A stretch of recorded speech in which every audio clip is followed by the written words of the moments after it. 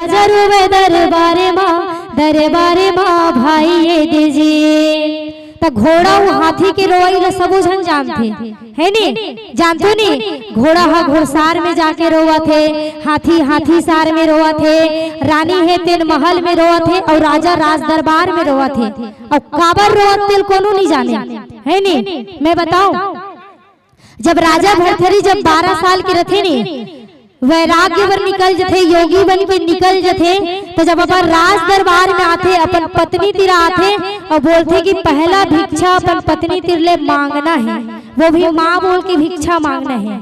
जब जानते कि राजा भरथरी जब योगी के वेशभूषा धारण करते, जब अपन राजपाट के जम्मो वेशभूषा त्याग के जब वह योगी के वेशभूषा धारण करते, तो अपन रानी तुलसी बिरवा दे रहे।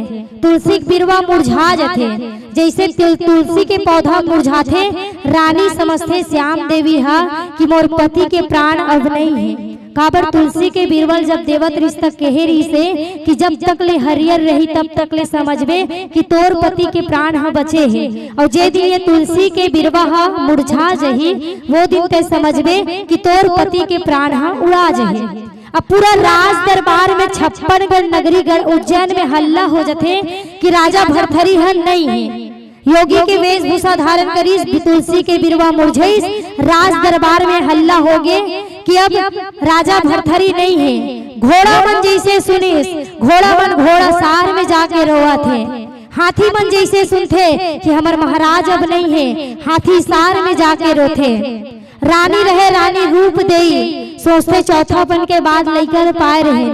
रानी रहे तेन महल में जाके रोथे, ओकर राजा रहे ओकर पिताजी चंद्रसेन गंधर्व सेन, वो रहे तेन दरबार में घूम घूम के रोवत रहते। ये हरे ये गीत के सार ताबोते आशा दिल में तरंग भर देती है, आशा दिल में तरंग भर देती है, छोटी सी उम्मीद निराशा को भंग कर देती है। बड़े ही किस्मत से आते हैं कलाकार अतिथि बनकर, बड़े ही किस्मत से आते हैं कलाकार भगवान बनकर, और कलाकार के आने से हम सब के मन में उमंग भर देती है, हम सब के मन में उमंग भर देती है।